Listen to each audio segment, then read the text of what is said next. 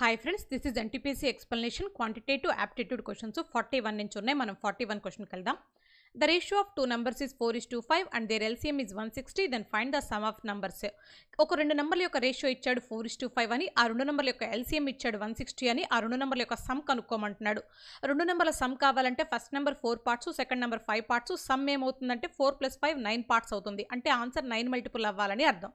ఆప్షన్లోకి వెళ్ళి చెక్ చేస్తే only third option మాత్రమే 9తో కట్ అయ్యే నెంబర్, అదే మన ఆన్సర్ అవుతుంది. ఒకవేళ మీరు దీనికి ప్రొసీజర్ కావాలనుకుంటే ఈ విధంగా చేయాలి. నంబర్స్ యొక్క రేషియో ఇచ్చి అదే నంబర్స్ యొక్క LCM ఇచ్చినప్పుడు మీరు నంబర్స్ రేషియోకి ఏదైతే రేషియో ఇచ్చాడో రేషియోకి LCM చేయాలి. సో 4కి 5కి LCM ఎంత అవుతుంది? 4 × 5 20 అవుతుంది.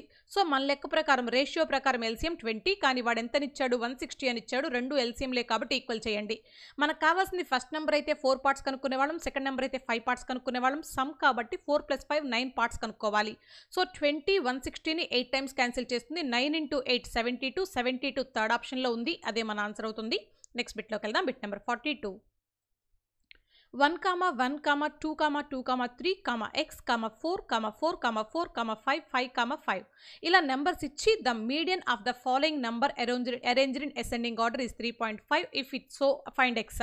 ఒకసారి క్లియర్గా గమనించండి. కొన్ని నెంబర్స్ ఇచ్చి ఆ నెంబర్స్ అన్ని అసెండింగ్ ఆర్డర్లో అరేంజ్ చేయబడ్డాయి. ఆ నెంబర్స్కి మీడియన్ 3.5 అయితే ఎక్స్ వాల్యూ కనుక్కోమంటున్నాడు. ఇవి మొత్తం మీద ఎన్ని నెంబర్స్ కనుక కౌంట్ చేసినట్లయితే 1, 2, 3, 4, 5, 6, 7, 8, 9, 10, 11, 12 నెంబర్స్ ఉన్నాయి. సో 12 నెంబర్స్కి మీడియన్ కనుక్కోమంటే 12/2 అంటే 6th నెంబర్ మీడియన్ అవుతుంది. అలాగే దాని ఇమీడియట్ నెక్స్ట్ నెంబర్ కూడా మీడియనే అవుతుంది. 6th number 7th number, 6th number తర్వాత ఉండే నెంబర్ 7th నెంబర్, ఈ రెండింటికి మిడిల్ వాల్యూ అనేది మీడియన్ అవుతుంది. గమనించండి. సో ఇప్పుడు మన లెక్క ప్రకారం కౌంట్ చేస్తే 6th నెంబర్ ఎంత వస్తుందని చూస్తే ఎక్స్ అనేది 6th నెంబర్ అవుతుంది, ఈ 4 అనేది 7th నెంబర్ అవుతుంది. అంటే ఇప్పుడు దీని రెండింటికి మధ్యలో ఉండేది మీడియన్ అవుతుంది. మీడియన్ ఆల్రెడీ 3.5 అని ఇచ్చేశాడు. అసలు వాస్తవంగా ఏ రెండు నెంబర్లకి మధ్య 3.5 ఉంటుందంటే 3 అనే నెంబర్కి 4 అనే నెంబర్కి మధ్యలో ఉంటుంది. ఇప్పుడు ఎక్స్ ప్లేస్లో ఎంత ఉన్నట్టు? 3 అనేది ఉన్నట్టు. 3 అనేది సెకండ్ ఆప్షన్లో ఉంది, అదే మన ఆన్సర్ అవుతుంది. నెక్స్ట్ బిట్కి వెళ్దాం. Bit number 43. If 10 people can do a job in 20 days, then 20 people with twice the efficiency can do the same job in 10 people normal ఎఫిషియన్సీతో వర్క్ చేస్తే 20 days పడుతుంది. అదే ఎఫిషియన్సీతో వర్క్ చేస్తే అదే వర్క్ చేయడానికి 20 పీపుల్కి ఎన్ని డేస్ పడుతుందో కనుక్కుందాం. నేను ఫార్ములా రాసాను. M1D1 = M2D2 అనే ఫార్ములా రాసా. క్యాలిక్యులేషన్లో బోత్ సైడ్స్ 20 క్యాన్సిల్ అయిపోతుంది, ఇక మిగిలింది 10. అంటే నార్మల్ ఎఫిషియన్సీతో చేస్తే 10 days పడుతుంది, కానీ వాడు ట్వైస్ ఎఫిషియన్సీతో చేయమన్నాడు. ఎఫిషియన్సీ ట్వైస్ అయితే వర్కింగ్ డేస్ హాఫ్ అవుతాయి. 10/2 అంటే 5 days అవుతాయి. 5 అనేది ఫస్ట్ ఆప్షన్లో ఉంది, అదే మన ఆన్సర్ అవుతుంది. జాగ్రత్తగా స్టెప్ చూసుకోండి. 10 people 20 days చేయగల వర్క్ని 20 people ఎన్ని డేస్ చేస్తారో కనుక్కున్నాను. 10 days వచ్చింది, కానీ ట్వైస్ ఎఫిషియన్సీతో చేయాలి కాబట్టి డేస్ హాఫ్ అవుతాయి. 5 ఆన్సర్ అవుతుంది. నెక్స్ట్ బిట్లోకి వెళ్దాం. Bit number 44. ఒక న్యూమరికల్ ఎబిలిటీ ఇచ్చి దాంట్లో ఉన్న క్వశ్చన్ మార్క్ కనుక్కోమంటున్నాడు. 654 ప్లస్ క్వశ్చన్ మార్క్ని ఎక్స్ అని మాట్లాడుతున్నాను. ఈ డివైడెడ్ బైలో ఉంది ఈ సెట్ అంతా. ఈ సైడ్ వచ్చేస్తే ఇంటూ అవుతుంది, అంటే 1 × 10 × 11 × 6 అవుతుంది. గమనించండి. డివైడెడ్ బైలో ఉన్నది అదర్ సైడ్ వస్తే ఇంటూగా మారిపోతుంది, అందుకే ఇంటూగా రాసేసాను. ఇప్పుడు నేను యూనిట్స్ ప్లేస్ క్యాలిక్యులేషన్ చేస్తున్నాను. 1 × 0 0, 0 × 1 0, 0 × 6 0, అంటే మొత్తం మీద యూనిట్స్ ప్లేస్ 0 ఉంది. ఇక్కడ యూనిట్స్ ప్లేస్ 4 ఉంది, కానీ ప్లస్లో ఉంది. ఈ సైడ్ వస్తే -4 అవుతుంది. సో x = 0 - 4 అంటే 10 - 4 అవుతుంది 6. అవర్ ఆన్సర్ అండ్ విత్ 6 అవ్వాలి. ఆప్షన్లోకి వెళ్ళి చెక్ చేస్తే థర్డ్ ఆప్షన్ పాసిబుల్. నెక్స్ట్ బిట్లోకి వెళ్దాం. Bit number 45. ఇక్కడ కూడా అంతే క్వశ్చన్ మార్క్ అడుగుతున్నాడు. 14/3 × √9 అంటున్నాడు, అంటే 3 అవుతుంది. 3 క్యాన్సిల్ అయిపోతే ఫైనల్గా మిగిలేదు 14 ఫోర్త్ ఆప్షన్లో ఉంది, అదే మన ఆన్సర్ అవుతుంది. నెక్స్ట్ బిట్కి వెళ్దాం. Bit number 46. 2 consecutive discounts x% and y% is equivalent to the discount. రెండు సక్సెసివ్ డిస్కౌంట్స్ ఇచ్చి సింగిల్ డిస్కౌంట్లోకి మార్చమంటున్నాడు. మన దగ్గర ఎఫెక్టివ్ పర్సెంటేజ్ ఫార్ములా ఉంది. వాస్తవానికి formula x + y + x × y/100 అనే ఫార్ములా వాడాలి. ఎఫెక్టివ్ పర్సెంటేజ్ టోటల్గా వచ్చే ఎఫెక్ట్ గురించి కనుక్కోవడం కోసం వాడే ఫార్ములా. ఇవి రెండు డిస్కౌంట్స్ కదా, అంటే డిక్రిమెంట్స్ తగ్గుదలలో అని అర్థం. తగ్గుదలలో ఉన్నప్పుడు మనం మైనస్ తీసుకోవాలి. So -x - y plus -x × -y/100 అనేది ఫార్ములా. గమనించండి అమ్మా. రెండు సక్సెసివ్ డిస్కౌంట్స్ వల్ల వచ్చే ఎఫెక్టివ్ డిస్కౌంట్ కనుక్కోవడం కోసం లేదా సింగిల్ డిస్కౌంట్ కోసం కనుక్కోవడం కోసం ఈ ఫార్ములా వాడతాం. ఇందులో మైనస్ ఇంటూ మైనస్ ప్లస్ అయిపోతుంది. సో మైనస్ని కామన్ తీస్తే ఓవరాల్గా మిగిలేది x plus y minus of x y by 100 మిగులుతుంది. ఇలాంటి ఆప్షన్ చెక్ చేస్తే ఫోర్త్ ఆప్షన్లో ఉంది, కానీ ఫోర్త్ ఆప్షన్లో మైనస్ అనేది ముందు ఉండాలి, మిస్ అయింది. So minus of x plus y minus x y by 100% అనేది ఆన్సర్ అవుతుంది. నెక్స్ట్ బిట్లోకి వెళ్దాం. Bit number 47. A box of sweets was distributed between A and B in the ratio 3:4. If A got 36 sweets, what was the total number of sweets? అమ్మ A and B బాక్సెస్లో ఉన్న sweets ratio 3:4 అంటున్నాడు. A దగ్గర 36 sweets ఉన్నాయంటున్నాడు. Total sweets కనుక్కోమంటున్నాడు. 3 + 4 అంటే 7 parts కదా. Yes, 7 multiple answer అవ్వాలి. ఆప్షన్లోకి వెళ్ళి చెక్ చేస్తే 7 మల్టిపుల్ కాదు, 7 మల్టిపుల్ అవుతుంది. హోల్డ్లో పెట్టుకుందాం. 144 7తో కట్ అవ్వదు. ఫోర్త్ ఆప్షన్ కూడా 7తో కట్ అవ్వదు. Hour answer is second option. ఒకవేళ మీరు ఈ విధంగా చేయాలనుకుంటే ప్రొసీజర్, ఏ గాట్ 36 స్వీట్స్, ఏ అనేవాడికి 36 స్వీట్స్ వచ్చేసాయి. ఏ పార్ట్స్ 3 పార్ట్స్. సో 36 అనేది 3 పార్ట్స్ అయితే టోటల్ కావాలి కదా. 3 + 4 7 పార్ట్స్ కనుక్కుంటే సరిపోతుంది. 3 12 టైమ్స్ పోతుంది. 12 × 7 84. Our answer is second option. Next బిట్లోకి వెళ్దాం. Bit number 48. If the ratio of cost price and selling price is 4:5, then the percentage of profit will be. Cost price selling price ఇచ్చి profit కనుక్కోమంటున్నాడు. 4 రూపాయలు cost price ఉంది, 5 రూపాయలు sales price ఉంది, profit 1 rupee అవుతుంది. ఎవరైనా profit percentage దేనిపైన కనుక్కుంటారు? Cost మీద కనుక్కుంటారు. So 1/4 is what percent అని కనుక్కుంటే సరిపోతుంది. 100/4 అంటే 25 అవుతుంది. సో ఆన్సర్ 25%, ఫోర్త్ ఆప్షన్ అవుతుంది. నెక్స్ట్ బిట్లోకి వెళ్దాం. Bit number 49. If the value of company stock drops from 25 rupee per share to 21 rupee per share, the percentage decrease per share. 25 rupees ఉండాల్సిన shares value 21 రూపీస్కి వచ్చింది. ఎంత పర్సెంట్ డిక్రీజ్ అయింది అని అడుగుతున్నాడు. సో క్లియర్గా గమనించినట్టయితే 4 రూపీస్ డిక్రీజ్ అయింది. దేనిపైన డిక్రీజ్ అయింది? 25 రూపీస్ పైన డిక్రీజ్ అయింది. 4 ఈజ్ వాట్ పర్సెంట్ ఆఫ్ 25 అని అడుగుతున్నాడు. పర్సెంటేజ్ కావాలి కాబట్టి ఇంటూ 100 వేస్తే సరిపోతుంది. 25తో 100ని డివైడ్ చేస్తే 4 టైమ్స్ 4 × 4 16. 16 ఫోర్త్ ఆప్షన్లో ఉంది. అదే మన ఆన్సర్. నెక్స్ట్ బిట్లోకి వెళ్దాం. Bit number 50. A farmer travelled a distance of 61 km in 9 hours. He travelled partly on foot at speed of 4 km/h and partly on bicycle at speed of 9 km/h. The distance travelled on foot. ఒకసారి క్లియర్గా నేను చెప్పే meaning వినండి క్వశ్చన్కి. టోటల్గా 61 kilometres distance travel చేయాలనుకున్నాడు ఒక farmer. ఎన్ని అవర్స్లో? 9 అవర్స్లో ట్రావెల్ చేస్తున్నాడు. దీన్ని 2 పార్ట్స్గా చేసుకొని ఒక పార్ట్ని ఆన్ ఫుట్ నడుస్తూ వెళ్ళాడు. నడిచేటప్పుడు స్పీడ్ ఎంత ఉందంటే 4 km/h ఉంది. రెండో పార్ట్ని, రిమైనింగ్ పార్ట్ని బైసికిల్ వెళ్ళాడు. బైసికిల్ మీద వెళ్తున్నప్పుడు స్పీడ్ 9 km/h చొప్పున ఉంది. టోటల్గా 9 అవర్స్ టైం పట్టింది. అయితే మనకు కావాల్సింది ఆన్ ఫుట్ డిస్టెన్స్, నడుస్తూ వెళ్ళిన డిస్టెన్స్ ఎంత అని అడుగుతున్నాడు.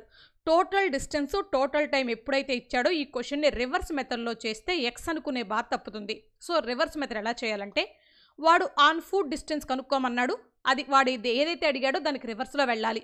ఆన్ ఫుట్ డిస్టెన్స్ కనుక్కోమన్నాడు కాబట్టి అసలు వాడు నడవలేదు, మొత్తము డిస్టెన్స్ని, మొత్తము టైంని బైసికిల్ మీదే వెళ్ళాడని మాట్లాడదాం. సో బైసికిల్ మీద వెళ్తున్నప్పుడు స్పీడ్ ఏమో 9 km/h, టోటల్ టైం ఏమో 9 అవర్స్. అంటే టోటల్గా 9 అవర్స్ పాటు 9 km/h చొప్పున బైసికిల్ మీద వెళ్తే టోటల్గా 9 × 9 81 km వెళ్ళాలి. టైం ఇంటూ స్పీడ్ అంటే డిస్టెన్స్ కదా, 81 km వెళ్ళాలి. మన లెక్క ప్రకారం 81 వచ్చింది. అసలు ఉన్నదే ఇక్కడ 61 km వచ్చింది. మనకి వాడికి డిఫరెన్స్ ఎంత వచ్చింది అని చూస్తే 20 km డిఫరెన్స్ వచ్చింది. ఎందుకు డిఫరెన్స్ వచ్చిందో చూద్దాం. మనల్ని కనుక్కోమంది ఆన్ ఫుట్ అంటే 4 km/h స్పీడ్ కనుక్కోమన్నాడు. మనం కనుక్కుంది బైసికిల్ 9 km/h స్పీడ్ కనుక్కున్నాం. రెండింటికి డిఫరెన్స్ 5 ఉంది. 4కి 9కి డిఫరెన్స్ 5 కాబట్టి 20 పార్ట్స్ డిఫరెన్స్ వచ్చింది. 20 ఈజ్ 5 పార్ట్స్. నాకు కావాల్సింది ఆన్ ఫుట్ కాబట్టి 4 పార్ట్స్ కనుక్కుంటే సరిపోతుంది. ఆన్ ఫుట్ స్పీడ్ 4 km/h కదా, 4 పార్ట్స్ కనుక్కుంటే సరిపోతుంది. 5తో డివైడ్ చేస్తే 4 టైమ్స్ 4 × 4 16. 16 సెకండ్ ఆప్షన్లో ఉంది. అదే మన ఆన్సర్ అవుతుంది. నెక్స్ట్ బిట్లోకి వెళ్దాం. Bit number 51. If 4a minus 3 whole square equal to 0, then the value of 64a cube minus 48a square plus 12a plus 13 is equal to అని అడుగుతున్నాడు. ఇక్కడ మీరు కనుక గమనించినట్లయితే బోత్ సైడ్స్ స్క్వేర్ రూట్ చేస్తే స్క్వేర్కి రూట్కి క్యాన్సిల్ అయిపోతుంది. స్క్వేర్ రూట్ ఆఫ్ 0 అంటే 0నే అవుతుంది. అంటే ఫైనల్గా 4a minus 3 equal to 0.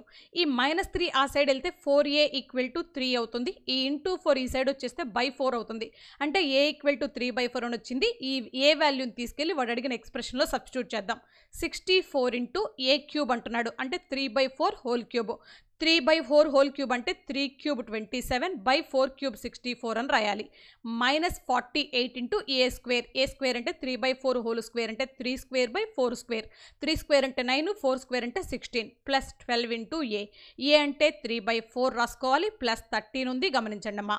క్యాన్సిలేషన్లో 64 cancel. ఈ 16తో క్యాన్సిల్ చేస్తే 48 3 టైమ్స్ పోతుంది. ఇదేమో +27 ఉంది. 9 × 3 అంటే 27, మైనస్లో ఉంది కాబట్టి +27 -27 క్యాన్సిల్ అయిపోతుంది.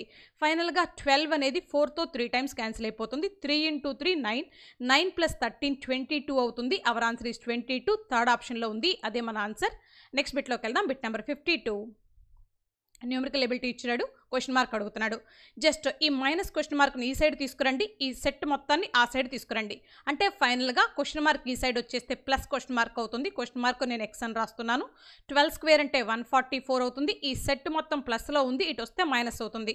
264/2 అంటే హాఫ్ ఆఫ్ 264 అంటే 132 అవుతుంది. ఇప్పుడు 144లో 132 తీసేగా వచ్చే ఆన్సర్ చెప్పాలి. సో 144లో 132 పోతే 12 వస్తుంది. 12 సెకండ్ ఆప్షన్లో ఉంది, అదే మన ఆన్సర్. నెక్స్ట్ బిట్లోకి వెళ్దాం. Bit number 53. 3 consecutive angles of cyclic quadrilateral are in the ratio 1:4:5. The measure of fourth angle. ఇందులో ఒక పాయింట్ జాగ్రత్తగా నేర్చుకోవాల్సి ఉంది, వినండి. అసలు ఇంతకీ సైక్లిక్ క్వాడ్రిలేటర్ అంటే ఏంటో నేర్చుకుందాం. ఒక సర్కిల్ యొక్క సర్కంఫరెన్స్ మీద లేదా సర్కిల్ యొక్క జాగ్రత్తగా గమనించండమ్మా. ఒక సర్కిల్ మీద స్క్వేర్ని కానీ లేదా ఏదైనా ఒక క్వాడ్రిలేటర్ని కానీ ఇన్స్క్రైబ్ చేసినట్లయితే ఎలా ఇన్స్క్రైబ్ చేయాలంటే ఆ క్వాడ్రిలేటర్ యొక్క 4 వర్టిసెస్ కూడా సర్కిల్ యొక్క సర్కంఫరెన్స్ మీద ఉండాలి. జాగ్రత్తగా గమనించండి. సర్కిల్ యొక్క సర్కంఫరెన్స్ మీద 4 వర్టిసెస్ కనుక ఉన్నట్లయితే దాన్ని మనం ఏమంటామంటే సైక్లిక్ క్వాడ్రిలేటర్లు అని మాట్లాడతాం. గమనించాలి, జాగ్రత్తగా అబ్జర్వ్ చేయండి. ఎస్, ఇలా ఉండాల్సి ఉంటుంది. ఎప్పుడైతే సైక్లిక్ క్వాడ్రిలేటర్లు కనుక గమనించామో ఆ సైక్లిక్ క్వాడ్రిలేటర్లో ఉండే ఆపోజిట్ యాంగిల్స్ యొక్క సమ్ 180 అవుతుంది. ఇప్పుడు మనం తీసుకున్న డయాగ్రామ్లో మనకు సైక్లిక్ క్వాడ్రిలేటర్ కనిపిస్తుంది. అందులో first angle 1 part, second angle 4 parts, third angle 5 parts. మనకి అదర్ యాంగిల్ తెలియదు, ఫోర్త్ యాంగిల్ తెలియదు, కనుక్కోవాలి. ఇది మనల్ని అడుగుతున్న క్వశ్చన్. ఇంకొక పాయింట్ ఏం తెలుసు అంటే సైక్లిక్ క్వాడ్రిలేటర్లో ఆపోజిట్ యాంగిల్ సమ్ 180 అవుతుంది. ఆపోజిట్ యాంగిల్ సమ్ అంటే 1 + 5 పార్ట్స్ 6 పార్ట్స్. ఖచ్చితంగా సమ్ ఎంత అవ్వాలి? 180 అవ్వాలి. అంటే 180 అనేది 6 పార్ట్స్ అయితే 4 పార్ట్స్ కనుక్కుంటా నేను. అలా 4 పార్ట్స్ కనుక్కుంటే నాకు ఇక్కడ ఉన్న యాంగిల్ వస్తుంది. రైట్, క్యాన్సిలేషన్ చేస్తే 6తో 30 టైమ్స్ 30 × 4 అంటే 120 అవుతుంది. ఈ 4 పార్ట్స్ వాల్యూ 120. నాకు కావాల్సింది ఫోర్త్ యాంగిల్ కావాలంటే దీని ఆపోజిట్ యాంగిల్ కావాలి. సమ్ ఆఫ్ ఆపోజిట్ యాంగిల్స్ 180 అవుతుందని చెప్పుకున్నాం కదా. ఇది 120 ఉంటే కంపల్సరీ ఫోర్త్ యాంగిల్ 60 ఉంటుంది, ఎందుకంటే ఇవి రెండు 180 కావాలి కాబట్టి. ఫోర్త్ యాంగిల్ 60 సెకండ్ ఆప్షన్లో ఉంది, అదే మన ఆన్సర్ అవుతుంది. నెక్స్ట్ బిట్లోకి వెళ్దాం. Bit number 54. The value of 2-digit number n is 45 less than number formed when both digits of n are reversed. If the sum of both digits of n is 9, what is the value of n? ఒకసారి క్లియర్గా గమనించండి. మనకు కావాల్సింది 2-digit number అంటున్నాడు. ఈ ఒక్క పాయింట్తో ఒక option eliminate అయిపోతుంది. ఈ 4 ఆప్షన్స్లో 2-digit నెంబర్ కానిది ఏది? ఆప్షన్ 3. ఇది ఆన్సర్ కాదు. ఇంకొక పాయింట్ ఏంటంటే ఆ నెంబర్ని రివర్స్ చేసినప్పుడు వచ్చిన రిజల్ట్ కంటే ఒరిజినల్ నెంబర్ 45 తగ్గుతుంది అని చెప్తున్నాడు. ఆ నెంబర్ని రివర్స్ చేసినప్పుడు వచ్చిన రిజల్ట్ కంటే ఒరిజినల్ నెంబర్ 45 లెస్ అవుతుంది అని చెప్తున్నాడు. ఎస్, మనం ఆప్షన్ వెరిఫికేషన్ చేద్దాం. ఇంకొక పాయింట్ కూడా చెప్పాడు, సమ్ ఆఫ్ డిజిట్స్ ఆ 2 డిజిట్లని యాడ్ చేస్తే 9 రావాలి అని చెప్పాడు. మనం ఫస్ట్ కండిషన్తో ఒక ఆప్షన్ ఎలిమినేట్ చేసేసాం, సెకండ్ కండిషన్తో వేరే ఆప్షన్స్ ఎలిమినేట్ చేయొచ్చు. చూడండి, సో నెంబర్ని రివర్స్ చేయండి. 81ని రివర్స్ చేస్తే 18 అవుతుంది. ఈ రెండింటి యొక్క డిఫరెన్స్ 45 అవ్వాలి. 81కి 18కి డిఫరెన్స్ 45 అయితే అవ్వదు, ఫస్ట్ ఆప్షన్ ఆన్సర్ కాదు. 27ని రివర్స్ చేయండి, 72 అవుతుంది. 72కి 27కి డిఫరెన్స్ చూడండి. సో 12 - 7 అంటే 5, 6 - 2 అంటే 45. చూడండి, వచ్చిన రిజల్ట్ కంటే ఒరిజినల్ నెంబర్ 45 లెస్ అయింది. మనకు కావాల్సింది కూడా అదే, సెకండ్ ఆప్షనే ఆన్సర్ అవుతుంది. నెక్స్ట్ బిట్లోకి వెళ్దాం. Bit number 55. పాయింట్ మీకు అర్థమైంది అనుకుంటున్నాను. Given z equal to 31.79, y is equal to 2z and y is to x is equal to 4:5, what will be the approximate sum of y and x? Approximate some అంటున్నాడు, జాగ్రత్తగా గమనించుకోండి. Let z equal to 31.79ని నేను నా calculation convenient కోసం 32 అని మాట్లాడతా. z అంటే 32, y అంటే 2z కదా. మరి z ఈజ్ ఈక్వల్ టు 32 అయినప్పుడు 2z ఏమవుతుంది? 64 అవుతుంది. సో y 64, y అనేది ఎన్ని పార్ట్స్? 4 పార్ట్స్. 64 అనేది 4 పార్ట్స్ అయితే 5 పార్ట్స్ కనుక్కుంటే నాకు x వాల్యూ వస్తుంది. అబ్జర్వ్ చేయాలి. 4తో డివైడ్ చేస్తే 64 అనేది 16 టైమ్స్ పోతుంది. 16 × 5 అంటే 80 అవుతుంది. x వాల్యూ 80 వచ్చింది, y వాల్యూ 64 వచ్చింది. నాకు ఈ రెండింటి యొక్క సమ్ కావాలి, యాడ్ చేయాలి. 80 + 64 అంటే 144 అవుతుంది. 144 ఫోర్త్ ఆప్షన్లో ఉంది, అదే మన ఆన్సర్. నెక్స్ట్ బిట్కి వెళ్దాం. Bit number 56. 9 students of a class contributed certain sum of money. 7 of them gave 50 rupees each and other two gave respectively 60 rupees and 120 rupees more than the others, the average contribution of the class of 9 students. ఒక్కసారి క్లియర్గా గమనిస్తే మొత్తం మీద 9 members ఉన్నారు, అందులో 7 members ఒక్కొక్కళ్ళు 50 rupees చొప్పున ఇచ్చారు. రిమైనింగ్ 2 మెంబర్స్లో ఒకడేమో అందరూ ఇచ్చిన దానికంటే 60 రూపీస్ అదనంగా ఇచ్చాడు, రెండో వాడేమో 120 రూపీస్ అదనంగా ఇచ్చాడు. అయితే ఈ 9 మెంబర్స్ యొక్క యావరేజ్ కనుక్కోమంటున్నాడు. యావరేజ్ అంటే some of observations by number of observations అని అర్థం. 7 మెంబర్స్ ఒక్కొక్కళ్ళు 50 చొప్పున 750s ఇచ్చారు వీళ్ళు. తర్వాత 8th నెంబర్ ఏం చేశాడంటే వాళ్ళు ఇచ్చిన 50 రూపీస్ కంటే 60 రూపీస్ మోర్ ఇచ్చాడు. 50 + 60 110 రూపీస్ ఇచ్చాడని అర్థం. 9th నెంబర్ ఏం చేశాడంటే వాళ్ళు ఇచ్చిన 50 కంటే 120 రూపీస్ మోర్ ఇచ్చాడంటే 170 రూపీస్ ఇచ్చాడని అర్థం. ఇది టోటల్గా 9 మెంబర్స్ ఇచ్చిన టోటల్. బై 9 వేస్తే నంబర్ ఆఫ్ అబ్జర్వేషన్స్ డివైడ్ చేస్తే మనకు యావరేజ్ వస్తుంది. గమనించండి. ఒక్కసారి మీరు చెక్ చేసుకున్నట్లయితే A20 లేదు, మనం యాడ్ చేద్దామా? 7 × 50 350 అవుతుంది. నెక్స్ట్ 110కి 170 యాడ్ చేస్తే 280 అవుతుంది. 280 మొత్తం యాడ్ చేసినట్లయితే 630 అవుతుంది. 630/9 అంటే 70 అవుతుంది. 70 ఫస్ట్ ఆప్షన్లో ఉంది, అదే మన ఆన్సర్ అవుతుంది. లేదు అనుకుంటే జీరోస్ తీసి, అన్నిట్లో జీరో ఉంది కాబట్టి జీరో తీసి పక్కన పెట్టి యూనిట్స్ ప్లేస్ చూసుకున్న అదే ఆన్సర్ వస్తుంది. నెక్స్ట్ బిట్లోకి వెళ్దాం. Bit number 57. If a equal to 1 at 1, then the value of a into a square minus 3a plus 3 is. ఇక్కడ నాకు కావాల్సింది ఏ వాల్యూ ఇచ్చి వాడు అడిగిన ఎక్స్ప్రెషన్ యొక్క వాల్యూ అడుగుతున్నాడు. ఈ ఏని లోపలికి మల్టిప్లై చేస్తున్నా. అలా చేస్తే a into a square a cube అవుతుంది, minus a into 3a 3a square అవుతుంది, ప్లస్ a into 3 3a అవుతుంది. ఒక్కసారి మీరు అబ్జర్వ్ చేస్తే మనకు ఒక ఫార్ములా ఉంది. a - 1 హోల్ క్యూబ్ ఒక ఫార్ములా ఉంది. ఆ ఫార్ములా రాస్తున్నా. గమనించండి. ఈ ఫార్ములా గుర్తుంటే ఈ లెక్క చేయడం easy. So a - 1 whole cube formula a cube minus b cube ప్లేస్లో -1. సో -3a square b అంటే -3a square into 1 -3a square plus 3ab square అంటే ప్లస్ 3a అనేది formula. a - 1 whole cube formula a cube -1 -3a square plus 3a. ఇందులో చూడండి మీ దగ్గర ఏమేమి ఉన్నాయి? a cube ఉంది, -3a square ఉంది, ప్లస్ 3a ఉంది. ఇంకేమి లేదు మీ దగ్గర? -1 లేదు. ఇప్పుడు నేను -1 చేర్చా. నాకు ఇచ్చిన ఎక్స్ప్రెషన్ వాల్యూ మారిపోతుంది. అక్కడ వాడు -1 ఇవ్వలేదు, మారిపోకుండా నేను లెక్క చేయాలి. అంటే -1 తీసుకుంటే ఇమీడియట్గా +1 కూడా తీసుకోవాలి. -1 + 1 0 అయిపోతుంది. వాడు ఇచ్చిన ఎక్స్ప్రెషన్ వాల్యూ అనేది మారదు. ఒకసారి మీరు జాగ్రత్తగా చెక్ చేసుకుంటే ఈ ఎక్స్ప్రెషన్ మొత్తాన్ని తీసుకుంటే మీకు ఒక ఫార్ములా క్రియేట్ అవుతుంది. మీకు తెలుసు a - 1 హోల్ క్యూబ్ అని. ఈ మొత్తం వాల్యూ a - 1 హోల్ క్యూబ్ అవుతుంది. పక్కన +1 కూడా ఉంది. a అంటే 101 సబ్స్టిట్యూట్ చేస్తే 101 - 1 అంటే 100, 100 క్యూబ్ అంటే 10,000 అవుతుంది. 10,000కి 1 యాడ్ చేస్తే 10,001 అవుతుంది. ఆప్షన్ 3 ఆన్సర్ అవుతుంది. నెక్స్ట్ బిట్లోకి వెళ్దాం. Bit number 58. From a point P on level ground, the angle of elevation to the top of the tower is 30 degree. If the tower is 100 meter high, the distance of point P from the foot of the tower is. ఒకసారి క్లియర్గా గమనిస్తే ఒక tower ఉంది వర్టికల్గా, దాని యొక్క length 100 metres ఇచ్చాడు. Ground లెవెల్లో ఒక పాయింట్ P అనేది ఉంది. ఈ పాయింట్ P నుంచి చూసినట్లయితే యాంగిల్ ఆఫ్ ఎలివేషన్ ఇచ్చేసాడు. ఎంతని ఇచ్చాడంటే 30 డిగ్రీ అని ఇచ్చేసాడు. మనకు కావాల్సింది ఈ టవర్ యొక్క ఫూట్ నుంచి ఈ Pకి మధ్య ఉన్న డిస్టెన్స్ కావాలి. అంటే ఈ సైడ్ కనుక్కోవాల్సి ఉంటుంది. గమనించండి. 30కి ఆపోజిట్ సైడ్ ఉంది, అడ్జసెంట్ సైడ్ కావాలి. ట్యాన్లోకి వెళ్దాం. tan 30 అంటే 1/√3 అవుతుంది. tan 30కి formula opposite side by adjacent side. So opposite side ఏమో 100, అడ్జసెంట్ తెలీదు, కనుక్కోవాలి question mark. So cross multiply చేస్తే క్వశ్చన్ మార్క్ ఈక్వల్ టు 100 × √3 అవుతుంది. √3 వాల్యూని ఏమని తీసుకోమన్నాడు? 1.73 అని తీసుకోమన్నాడు కదా. √3 ప్లేస్లో 1.73 తీసుకున్నా. ఇక్కడ 2 డెసిమల్స్ ఉన్నాయి, 2 జీరోస్ ఉన్నాయి, క్యాన్సిల్ అయిపోయింది. ఫైనల్గా 173 వచ్చింది. ఆప్షన్ 3 ఆన్సర్ అవుతుంది. నెక్స్ట్ బిట్లోకి వెళ్దాం. Bit number 59. If the sum of the digits of any integer between 100 and 1000 is subtracted from the same integer, the resulting number is always divisible by. ఒకసారి క్లియర్గా question చూడండి. 100కి 1000కి మధ్యలో ఏ 3 డిజిట్ నెంబర్ అయినా తీసుకోండి. 100కి 1000కి మధ్యలో ఉండేది అన్ని 3 డిజిట్ నెంబర్సే కదా. ఏ నెంబర్నైనా తీసుకోండి. ఆ నెంబర్లో నుంచి ఆ నెంబర్లో ఉండే సమ్ ఆఫ్ డిజిట్స్ని కనుక తీసేస్తే వచ్చే రిజల్ట్ అనేది ఏ నెంబర్తో డివైడ్ అవుతుందని అడుగుతున్నాడు. ఇలాంటి క్వశ్చన్స్కి ఎప్పుడూ ఫార్ములాలు ఉండవు, ఎగ్జాంపుల్సే ఉంటాయి. ఒక నెంబర్ తీసుకుందాం. 100కి 1000కి మధ్య ఉండేది 123. ఈ నెంబర్లోంచి తీయాల్సింది ఆ నెంబర్లో ఉన్న సమ్ ఆఫ్ డిజిట్స్ తీయాలి. అంటే 1 + 2 + 3 తీయాల్సి ఉంటుంది. గమనించండి. మీరు రేపొద్దున ఏ నెంబర్ అయినా తీసుకోవచ్చు. 147 తీసుకోవచ్చు, 256 తీసుకోవచ్చు, అలా ఎంతవరకు అని తీసుకోవచ్చు, 999 వరకు. ఎస్, ఇప్పుడు మీరు కనుక చూసినట్లయితే 1 + 2 3, 3 + 3 6 అవుతుంది. 123లో 3 పోతే 120, మరొక 3 పోతే 117. అంటే 123లో ఓవరాల్గా 6 పోతే 117 ఉంటుంది. ఈ 117 ఈ 4 ఆప్షన్స్లో దేంతో డివైడ్ అవుతుందో చెక్ చేయాలి. 2తో అవ్వదు, 5తో అవ్వదు, 6తో అవ్వదు, మిగిలింది 4th ఆప్షన్ 9తో అవుతుంది. సో మనకు కావాల్సింది కూడా 4th ఆప్షనే. నెక్స్ట్ బిట్లోకి వెళ్దాం. Bit number 60.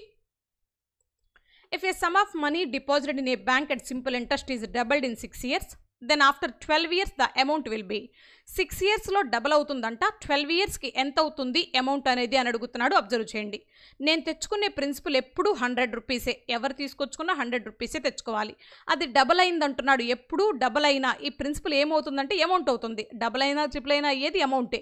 So amount value ఎంత అంటే 200 రూపీస్ అయింది. నేను తెచ్చుకుంది 100, 200 రూపీస్ కట్టాను అంటే ఎక్స్ట్రా 100 రూపీస్ కట్టా. ఎక్స్ట్రా కట్టేదంతా ఇంట్రెస్టే. So 100 rupees interest. ఇదంతా ఎన్ని ఇయర్స్ జరిగిందంటే 6 ఇయర్స్ జరిగింది.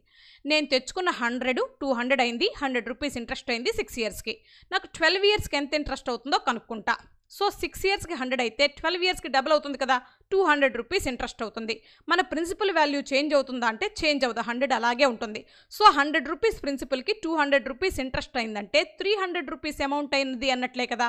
సో ప్రిన్సిపల్కి ట్రిపుల్ అయింది అమౌంట్ అనేది 12 ఇయర్స్కి. సో క్లియర్గా ఆప్షన్స్లోకి వెళ్తే సెకండ్ ఆప్షన్ ఆన్సర్ అవుతుంది. 3 times ద ఒరిజినల్ అమౌంట్. అంటే ఒరిజినల్ అమౌంట్ అంటే ప్రిన్సిపల్కి 3 times అవుతుంది అమౌంట్ అనేది మన ఆన్సర్ అవుతుంది. నెక్స్ట్ బిట్లోకి వెళ్దాం. Bit number 61.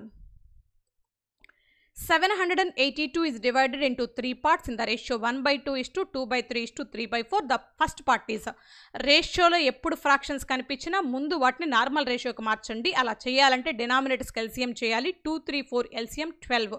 సో ఈ 12లో 2 అనేది 6 times పోతుంది. 1 × 6 అంటే 6 అవుతుంది. ఈ 12లో 3 అనేది 4 times, 4 × 2 అంటే 8 అవుతుంది. అదే 12లో 4 అనేది 3 times, 3 × 3 అంటే 9 అవుతుంది. గమనించండి. సో టోటల్ పార్ట్స్ చూస్తే 6 + 8 14 + 9 23 పార్ట్స్. టోటల్ అమౌంట్ ఎంత 782. This is 23 parts. మనకు కావాల్సింది ఫస్ట్ పార్ట్ అంటే 6 పార్ట్స్ కనుక్కుంటే సరిపోతుంది. ఫస్ట్ యూనిట్స్ ప్లేస్ చూద్దాం. 2 × 6 అంటే 2 అవుతుంది. డినామినేటర్లో యూనిట్స్ ప్లేస్ 3 ఉంది. 3 2 అవ్వాలంటే 4 times. So answer and with 4 అవ్వాలి. ఆప్షన్లోకి వెళ్ళి చెక్ చేస్తే ఓన్లీ సెకండ్ ఆప్షన్ పాసిబుల్. అదే మన ఆన్సర్ అవుతుంది. నెక్స్ట్ బిట్లోకి వెళ్దాం. Bit number 62. టేబుల్ ఇచ్చేసాడు. ఈ టేబుల్లో ఇచ్చిన డేటా ఒకసారి కనుక గమనించినట్లయితే పాయింట్ అర్థమైపోతుంది. Number of 5 types of cycles manufacture by A company over the years given below. 5 types cycles అనేవి మ్యానుఫ్యాక్చరింగ్ డేటా గురించి ఇచ్చాడు. ఇయర్స్ ఇచ్చేసాడు. అలాగే టైప్స్ ఆఫ్ సైకిల్స్ ఇన్ థౌజండ్స్లో ఇచ్చేసాడు. క్వశ్చన్లోకి వెళ్ళిపోదాం. What was the approximate percentage of increase in production of D type of the cycle from 98 to 2000?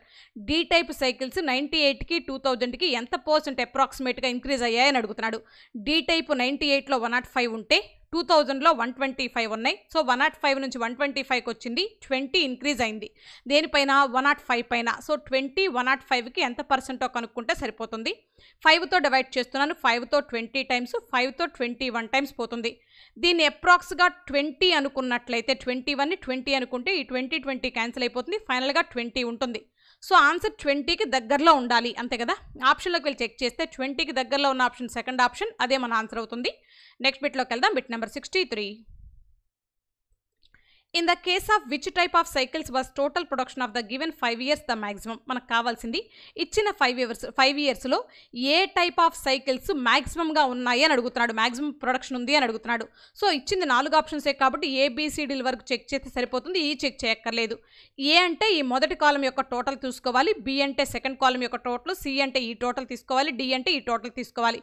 మీరు total చేయకుండా కంటితో చూడండి. ఫస్ట్ కంటితో చూసినప్పుడు ఏలో 200s ఎక్కువగా ఉన్నాయి అంటే సమ్ కూడా టోటల్ ప్రొడక్షన్ కూడా ఏలోనే మ్యాక్సిమం ఉంటుంది. డిసైడ్ అవ్వండి. So first option is A. First ఆప్షన్లో ఉంది మన ఆన్సర్ అనేది. నెక్స్ట్ బిట్లోకి వెళ్దాం. Bit number 64. What was the percentage drop in production of A type cycle from 97 to 99? 97తో కంపేర్ చేస్తే 99కి ఎంత డ్రాప్ అయింది ఏ టైప్ సైకిల్స్ అని అడుగుతున్నాడు. అసలు 97లో 200 ఉంది. 99లో వచ్చేసరికి 180 ఉంది. 200 నుంచి 180కి వచ్చిందంటే 20 డ్రాప్ అయింది. దేనిపైన 200 పైన. 200కి 20 అనేది 10% అవుతుంది. సో 10 ఫస్ట్ ఆప్షన్లో ఉంది. అదే మన ఆన్సర్. నెక్స్ట్ బిట్లోకి వెళ్దాం. Bit number 65. The radius of semicircle of area 72 pi centimeter square is equal to the side of square. What is the perimeter of the square? ఈ డేటాకి ఈ క్వశ్చన్కి సంబంధం లేదు, ఇది ఇండివిజువల్ క్వశ్చన్. సెమీ సర్కిల్ యొక్క area 72 pi అంటున్నాడు. Semi circle యొక్క area కనుక్కోవడానికి వాడే formula pi r square by 2 అనేది ఫార్ములా. దీని వాల్యూ ఎంత ఇచ్చాడంటే 72 పై అని ఇచ్చేశాడు. బోత్ సైడ్స్ పై కామన్గా ఉంది, క్యాన్సిల్ అయిపోయింది. ఈ బై 2 ఇటు వచ్చేస్తే ఇంటూ 2 అవుతుంది. 72 ఇంటూ 2 అంటే 144 అవుతుంది. So r square equal to 144 అయితే r equal to square root of 144 అంటే 12 అవుతుంది. రేడియస్ 12. తర్వాత ఏమన్నాడంటే ఈ రేడియస్ అనేది స్క్వేర్ యొక్క సైడ్కి ఈక్వల్ అవుతుంది అంటున్నాడు. సో స్క్వేర్ యొక్క సైడ్ కూడా 12 అవుతుంది. మనకు కావాల్సింది పెరిమీటర్ ఆఫ్ స్క్వేర్ కావాలంటున్నాడు. సో పెరిమీటర్ ఆఫ్ స్క్వేర్ కావాలంటే formula 4a. A equal to 12 అయితే 4a ఈక్వల్ టు 4 ఇంటూ 12 48 అవుతుంది. 48 ఫోర్త్ ఆప్షన్లో ఉంది, అదే మన ఆన్సర్. నెక్స్ట్ బిట్లోకి వెళ్దాం. Bit number 66. Z working alone can complete a given task in 20 days. Y takes 20% more time than Z to complete the same task. Y started working alone for 3 days and was joined by Z till the completion of task. In approximately how many days was the entire task completed? ఒకసారి క్లియర్గా చూస్తే Z అనే ఒక person, why అనే ఒక person ఉన్నారు. Z అనేవాడు work చేయడానికి 20 డేస్ తీసుకుంటాడు. వై అనేవాడు వర్క్ చేయడానికి జెడ్ కంటే 20% టైం ఎక్కువ తీసుకుంటాడు. అంటే 20 డేస్కి 20% మోర్ తీసుకుంటాడు. 20కి 10% అంటే 2, 20% అంటే 4, అంటే 4 డేస్ మోర్ తీసుకుంటాడు. అంటే 24 డేస్ తీసుకుంటాడని అర్థం. సో జెడ్ వర్కింగ్ డేస్ ఉన్నాయి, వై వర్కింగ్ డేస్ ఉన్నాయి. వై స్టార్ట్ చేశాడంట వర్క్ని, 3 డేస్ పాటు చేశాడు. రిమైనింగ్ వర్క్ చేసేటప్పుడు జెడ్ అనేవాడు వచ్చాడు, కంప్లీట్ అయిన దాకా ఉన్నాడు. అయితే మనకు కావాల్సిన పాయింట్ ఏంటంటే in approximately how many days was the entire task completed. టోటల్గా టాస్క్ కంప్లీట్ అవ్వడానికి ఎన్ని డేస్ పట్టింది అని అడుగుతున్నాడు. ఈ క్వశ్చన్ని మనం యూనిటరీ మెథడ్లో చేద్దాం, అంటే ఎల్సిఎం చేద్దాం 20కి 24కి. సో 20కి 24కి ఎల్సిఎం ఎంత? 120. అంటే టోటల్గా వర్క్ 120 యూనిట్స్ ఉందని మాట్లాడదాం. ఈ 120 యూనిట్స్ని 20 డేస్లో ఫినిష్ చేస్తే ఒక రోజుకి 6 యూనిట్స్ చేస్తాడు. అదే 24 డేస్లో ఫినిష్ చేస్తే రోజుకి 5 యూనిట్స్ చేస్తాడు. వై స్టార్ట్ చేసి 3 డేస్ చేశాడు. అంటే ఒక రోజుకి 5 యూనిట్స్ చొప్పున 3 డేస్ పాటు 3 5 15 యూనిట్స్ చేసి ఉంటాడు. మొత్తం మీద ఉంది 120, అందులో 15 యూనిట్స్ అయిపోయింది. ఇక మిగిలింది ఎంత అంటే 105 యూనిట్స్ మిగిలింది. ఈ 105 యూనిట్స్ని ఎవరెవరు చేశారంటే జెడ్ అండ్ వై ఇద్దరూ కలిపి చేశారు. ఇద్దరూ కలిపి చేస్తే ఒక రోజుకి 6 + 5 11 యూనిట్స్ చేస్తారు 1 డేకి. సో అలా 105 యూనిట్స్ చేయాలంటే 105/11 డేస్ పడుతుంది. 1 డేకి ఇద్దరూ కలిపితే 11 యూనిట్స్ చేస్తారు. 105 యూనిట్స్ చేయాలంటే 105/11 డేస్ పడుతుంది. అప్రాక్స్గా క్యాన్సిలేషన్ చేస్తే 10 టైమ్స్ పోతుంది. అంటే జెడ్ అండ్ వై అనేవాళ్ళు 10 డేస్ చేశారు, వై ఒక్కడే 3 డేస్ చేశాడు. మొత్తం మీద టాస్క్ 13 డేస్కి ఫినిష్ అయింది అప్రాక్స్గా. 13 అనేది సెకండ్ ఆప్షన్లో ఉంది, అదే మన ఆన్సర్ అవుతుంది. నెక్స్ట్ బిట్లోకి వెళ్దాం. Bit number 67. ఎనాలిసిస్ ఇచ్చాడు. Read the following paragraph carefully and answer the given questions. A man has a goat farm. Some of goats are used for milk, some are used to reproduction and some are used for both. If he has total of 60 goats and 10 are used for both milk and reproduction and 20 are used only for milk. ఒకసారి క్లియర్గా question చూసినట్లయితే మీకు అర్థమైపోతుంది. కొన్ని goats ఉన్నాయని చెప్తున్నాడు. కొన్ని గోట్స్లో వచ్చేసరికి 2 రకాలుగా యూస్ చేస్తున్నారంట. ఒకదాన్నేమో మిల్క్కి యూస్ చేస్తున్నారంట, మరొకదాన్నేమో రీప్రొడక్షన్కి యూస్ చేస్తున్నారంట. అబ్జర్వ్ చేయండి. నేను 2 సర్కిల్స్ తీసుకొని వెన్ డయాగ్రామ్ తీసుకున్నాను. ఇదేమో మిల్క్కి సంబంధించిన సర్కిల్ మొదటిది, రెండోదేమో రీప్రొడక్షన్కి సంబంధించిన సర్కిల్. మొత్తం మీద అతని దగ్గర ఎన్ని గోట్స్ ఉన్నాయంటే 60 గోట్స్ ఉన్నాయంట. అందులో వచ్చేసరికి 10 are used for both milk and reproduction. రెండిటికి యూజ్ చేస్తున్నారంట 10 గోట్స్ని, రైట్. నెక్స్ట్ వచ్చేసరికి 20 are used only for milk. Only for మిల్క్కి 20 గోట్స్ యూజ్ చేస్తున్నారంట. టోటల్గా ఉన్న గోట్స్ ఎన్ని? 60 గోట్స్లో ఆల్రెడీ 20 ఒక 10 30 పోతే ఇంకా రిమైనింగ్ 30 ఉంటాయి. అవి ఓన్లీ రీప్రొడక్షన్కి యూజ్ చేస్తున్న గోట్స్ అవుతాయి 30. మీకు వెన్ డయాగ్రామ్ అర్థమైంది, క్వశ్చన్ కూడా అర్థమైంది. ఇప్పుడు మనం అడుగుతున్న క్వశ్చన్లోకి వెళ్దాం. How many goats are used for milk. Milk అంటున్నాడు కానీ ఓన్లీ మిల్క్ అంటున్నలేదు కదా. So how many used for milk అంటున్నాడు. సో టోటల్గా మిల్క్ సర్కిల్ అంతా తీసుకోవాలి. 20 + 10 30 అవుతుంది. 30 థర్డ్ ఆప్షన్లో ఉంది, అదే మన ఆన్సర్ అవుతుంది. నెక్స్ట్ బిట్లోకి వెళ్దాం. Bit number 68. How many goats are used for reproduction. Used for reproduction అంటున్నాడు, అంటే సెకండ్ సర్కిల్ మొత్తం తీసుకోవాలి. 10 + 30 40. 40 ఫోర్త్ ఆప్షన్లో ఉంది, అదే మన ఆన్సర్ అవుతుంది. నెక్స్ట్ బిట్లోకి వెళ్దాం. Bit number 69. How many goats are used for only reproduction అంటున్నాడు. ఓన్లీ రీప్రొడక్షన్ అంటే ఇది మాత్రమే తీసుకోవాల్సి ఉంటుంది 30. 30 అనేది సెకండ్ ఆప్షన్లో ఉంది, అదే మన ఆన్సర్ అవుతుంది. నెక్స్ట్ బిట్లోకి వెళ్దాం. Bit number 70. The value of cos square 20 degree plus cos square 70 degree అడుగుతున్నాడు. ఈ కాస్ స్క్వేర్ 70 డిగ్రీని మనం ఏమని రాసుకోవచ్చు అంటే సైన్ స్క్వేర్ 20 డిగ్రీగా రాసుకోవచ్చు. క్లియర్గా గమనించండి. So cos square 20 degree plus sine square 20 degree value అడుగుతున్నాడు. Sine square theta plus cos square theta అంటే 1 అవుతుంది. సో 1 అనేది సెకండ్ ఆప్షన్లో ఉంది, అదే మన ఆన్సర్ అవుతుంది. ఒకవేళ మీకు డౌట్ వస్తే మేడం కాస్ స్క్వేర్ 70 డిగ్రీని సైన్ స్క్వేర్ 20 ఎందుకు రాసుకోవాలనే డౌట్ వస్తే ఈ విధంగా చూసుకోండి. సో కాస్ స్క్వేర్ 70ని 90 - 20గా రాసుకోండి. 90 - థీటా ఫస్ట్ క్వాడ్రంట్లో ఉంటుంది. ఫస్ట్ క్వాడ్రంట్లో ప్రతిదీ కూడా అంటే ఏ ట్రిగనామెట్రిక్ రేషియో అయినా పాజిటివ్గానే ఉంటుంది. సో కాస్ కూడా పాజిటివ్గానే ఉంటుంది. 90 ఉంది కాబట్టి కాస్ ప్లేస్లో కాస్ యొక్క కో ఫంక్షన్ అయిన సైన్ వస్తుంది. అంటే కాస్ స్క్వేర్ ప్లేస్లో సైన్ స్క్వేర్ వస్తుంది. 90 - థీటా కాస్ స్క్వేర్ 90 - థీటా అంటే సైన్ థీటా అవుతుంది. థీటా ప్లేస్లో 20 ఉంది కాబట్టి 20 వస్తుంది. సో సైన్ స్క్వేర్ 20 డిగ్రీ వచ్చింది. మనకు ముందు కాస్ స్క్వేర్ 20 ఉంది. ఈ రెండింటిని యాడ్ చేస్తే 1 అనేది వస్తుంది. ఐడెంటిటీ ఈక్వేషన్ ప్రకారం 1 సెకండ్ ఆప్షన్లో ఉంది, అదే మన ఆన్సర్. Thank you friends.